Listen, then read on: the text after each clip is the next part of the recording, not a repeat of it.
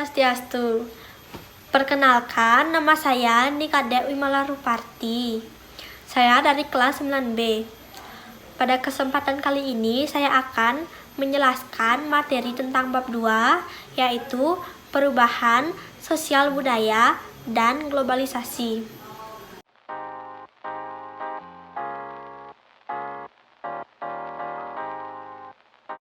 Baik, yang pertama saya jelaskan adalah perubahan sosial budaya. 1. Pengertian. Perubahan sosial sangat erat hubungannya dengan perubahan budaya. Perubahan sosial dapat terjadi dikarenakan adanya perubahan budaya maupun sebaliknya.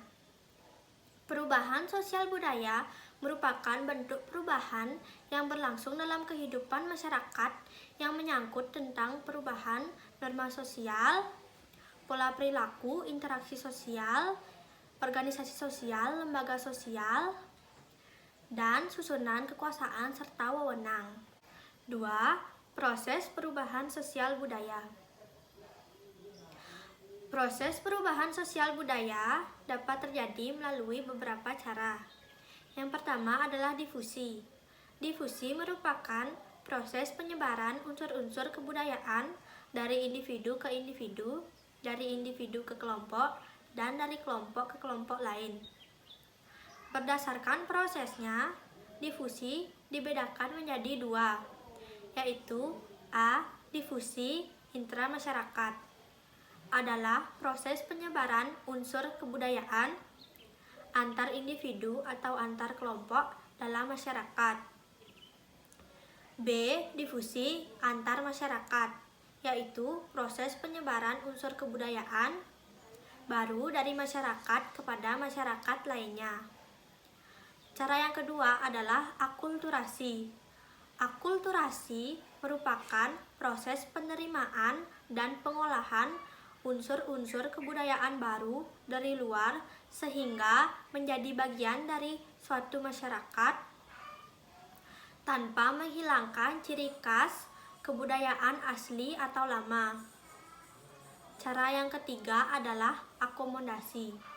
Akomodasi merupakan proses penerimaan unsur-unsur untuk menghindari terjadinya konflik. Yang keempat adalah asimilasi. Adalah proses peleburan dua kebudayaan atau lebih yang disertai hilangnya kebudayaan lama sehingga membentuk kebudayaan baru. 3. Bentuk perubahan sosial budaya. A. Perubahan dilihat dari waktunya. Ada 2, yaitu perubahan evolusi, yaitu perubahan-perubahan sosial budaya yang terjadi dalam proses lambat atau waktu yang lama. Perubahan evolusi terjadi dengan sendirinya, tanpa suatu rencana atau suatu kehendak. Perubahan tersebut diadakan dalam rangka untuk menyesuaikan diri dengan keperluan dan keadaan baru sesuai dengan pertumbuhan masyarakat. Yang kedua adalah perubahan revolusi. Adalah perubahan-perubahan yang menyangkut dasar-dasar atau sendi-sendi pokok kehidupan masyarakat yang terjadi secara cepat. B. Perubahan dilihat dari pengaruhnya. Ada 2, yaitu yang pertama, perubahan kecil, merupakan perubahan-perubahan pada unsur kebudayaan dan sosial yang tidak membawa pengaruh langsung atau berarti bagi kehidupan masyarakat. Contohnya adalah mode pakaian dan gaya rambut. Yang kedua adalah pengaruh besar, merupakan perubahan unsur sosial kebudayaan yang membawa pengaruh besar bagi kehidupan masyarakat. Contohnya adalah proses industrialisasi yang terjadi pada masyarakat agraris. Perubahan ini akan membawa pengaruh besar pada hubungan kerja, sistem hak milik tanah, hubungan kekeluargaan, dan lapisan sosial. C. Perubahan dilihat dari perencanaannya, yaitu ada dua, yaitu yang pertama adalah perubahan yang dikehendaki atau direncanakan, yaitu perubahan pada unsur sosial budaya yang sebelumnya telah diketahui dan direncanakan oleh pihak yang akan melakukan perubahan. Yang kedua adalah perubahan yang tidak dikehendaki atau tidak direncanakan, yaitu perubahan pada unsur sosial kebudayaan yang kejadiannya tidak dalam pengawasan masyarakat. 4. Faktor penyebab dan penghambat terjadinya perubahan sosial budaya. Yang pertama saya jelaskan adalah faktor penyebab. 1. Bertambah dan berkurangnya penduduk. Sebagai contoh, terjadi peningkatan jumlah penduduk di suatu kota dikarenakan adanya urbanisasi. Otomatis terjadilah perubahan sosial budaya pada daerah kota tersebut. Lalu bagaimana dengan wilayah yang ditinggalkan? Wilayah tersebut akan mengalami perubahan sosial budaya berupa lahan yang terbengkalai dan hilangnya banyak penduduk yang produktif. Yang kedua adalah penemuan baru. Suatu penemuan baru menyebabkan perubahan dalam bidang-bidang tertentu. Yang ketiga adalah konflik. Penyebab terjadinya konflik pada dasarnya karena adanya perbedaan, baik perbedaan kepentingan, pendapat, kebudayaan, atau antar individu. Yang keempat adalah terjadinya pemberontakan atau revolusi. Pada dasarnya, pemberontakan terjadi diawali dengan adanya ketidakpuasan sebagian masyarakat terhadap situasi dan kondisi. Ketidakpuasan ini diarahkan pada sistem kekuasaan yang dianggapnya tidak cocok, sehingga mendorong para pemberontak membuat sistem kekuasaan yang berbeda. Yang kelima, perubahan lingkungan alam.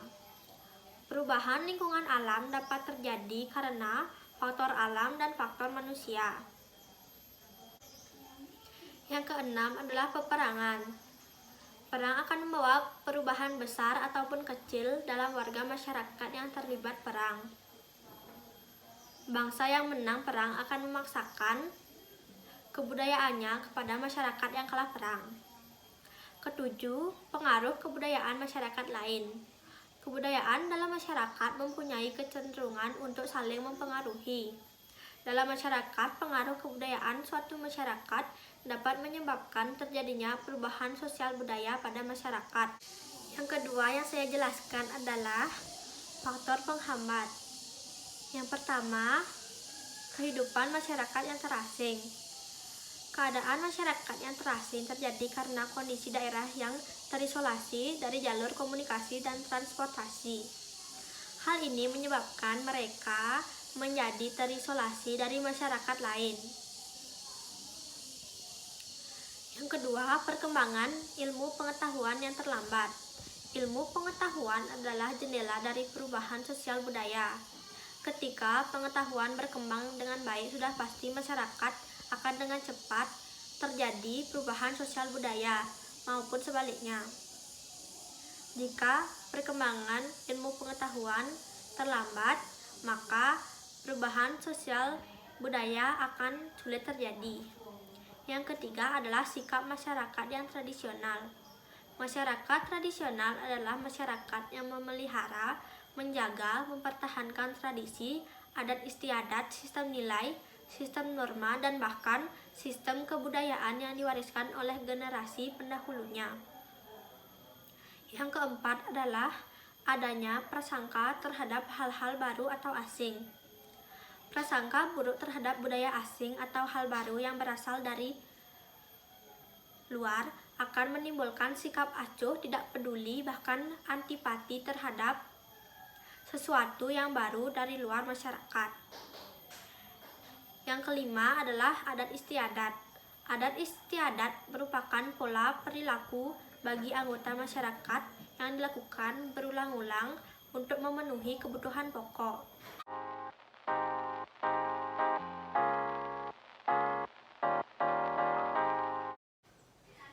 Baik, yang kedua saya jelaskan adalah globalisasi. Yang pertama, pengertian dari globalisasi. Apa itu globalisasi? Globalisasi diambil dari kata global yang artinya universal. Globalisasi merupakan proses di mana dunia menjadi semakin terhubung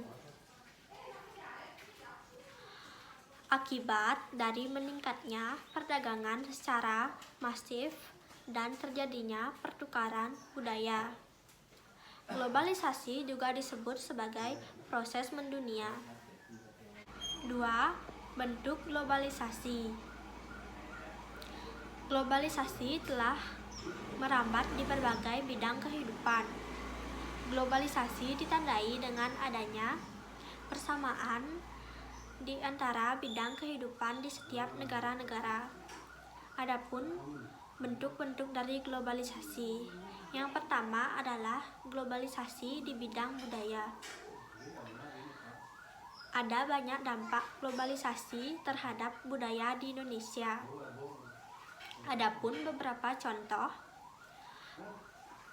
globalisasi di bidang budaya adalah sebagai berikut. Yang pertama adalah peningkatan imigrasi. Kehadiran orang asing yang cukup besar di Indonesia mengakibatkan terjadinya imigrasi. Yang kedua, pengaruh busana pada masyarakat. Dunia fashion sangat dinamis dan saling mempengaruhi antar negara. Banyak tren pakaian dari luar negeri dapat dengan cepat diterima di Indonesia. Yang ketiga adalah banyak budaya asing yang berkembang di Indonesia. Ini merupakan dampak dari kemudahan akses informasi dan komunikasi. Misalnya pada dunia musik, banyak masyarakat Indonesia yang terpengaruh oleh musik-musik dari luar negeri.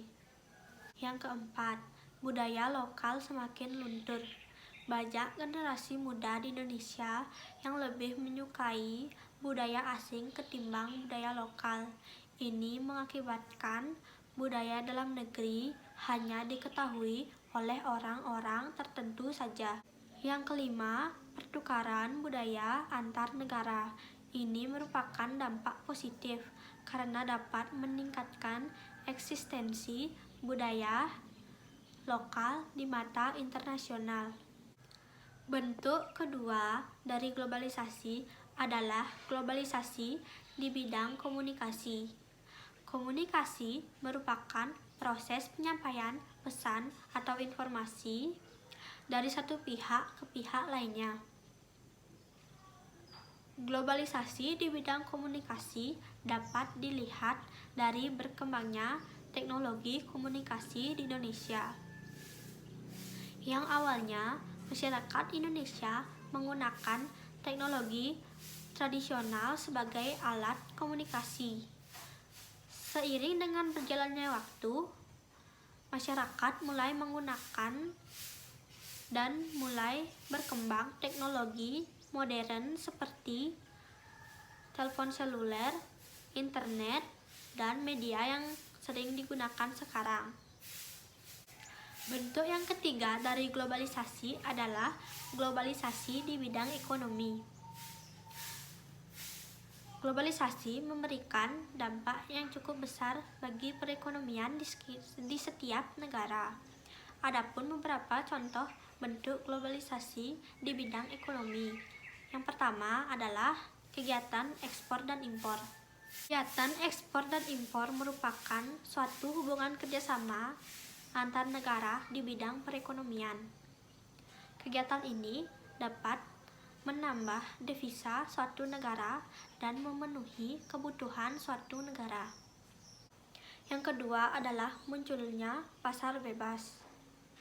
Ini artinya setiap negara di kawasan tertentu melakukan kegiatan ekonomi satu sama lain. Misalnya, di kawasan Asia Tenggara yang kita kenal dengan Masyarakat Ekonomi ASEAN atau MEA. Yang ketiga adalah banyaknya muncul perusahaan asing di Indonesia.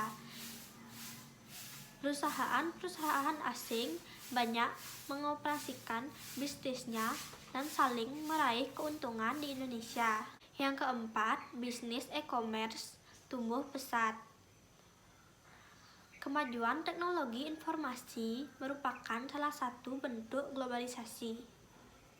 Hal tersebut yang kemudian mendorong bisnis e-commerce semakin menjamur di berbagai negara, termasuk Indonesia.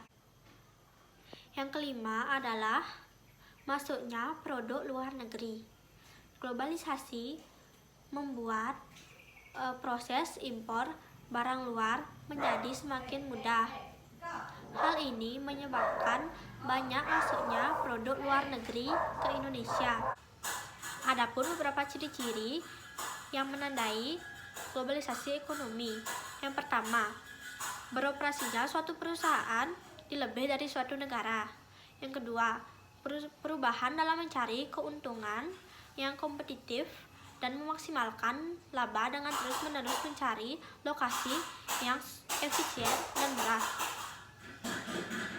Yang ketiga, memiliki kemudahan jangkauan geografis yang membuat perusahaan dengan cepat memindahkan berbagai sumber dan operasi di seluruh dunia. Yang keempat, menguasai 3/4 perdagangan dan sekitar 1/3 dari seluruh output perekonomian global. Yang kelima, adanya penghapusan seluruh batasan dan hambatan terhadap arus modal barang dan jasa. Yang keenam adalah batas suatu negara akan menjadi kabur. Yang ketujuh, keterkaitan antara ekonomi nasional dan internasional semakin erat. Yang kedelapan, membuka peluang pasar produk dari dalam negeri ke pasar internasional secara kompetitif. Yang kesembilan, membuka peluang bagi masuknya produk global ke pasar domestik. Bentuk yang keempat dari globalisasi adalah globalisasi di bidang iptek. Ilmu pengetahuan dan teknologi di Indonesia mengalami perkembangan yang cukup pesat. Ini merupakan dampak positif dari adanya globalisasi. Adapun contoh globalisasi di bidang iptek adalah sebagai berikut. Yang pertama adalah kemudahan dalam berkomunikasi dan mendapatkan informasi. Hal tersebut karena adanya internet dan berbagai perangkat komputer dan mobile lainnya. Yang kedua adalah kemudahan dalam mendapatkan berita terbaru mengenai peristiwa di berbagai belahan dunia. Dengan adanya berbagai media online yang terpercaya dan dengan cepat melaporkan suatu peristiwa. Yang ketiga adalah kemudahan dalam transaksi jual beli karena adanya teknologi yang dapat melayani masyarakat, yang dapat melayani pemasaran dan pembayaran secara online.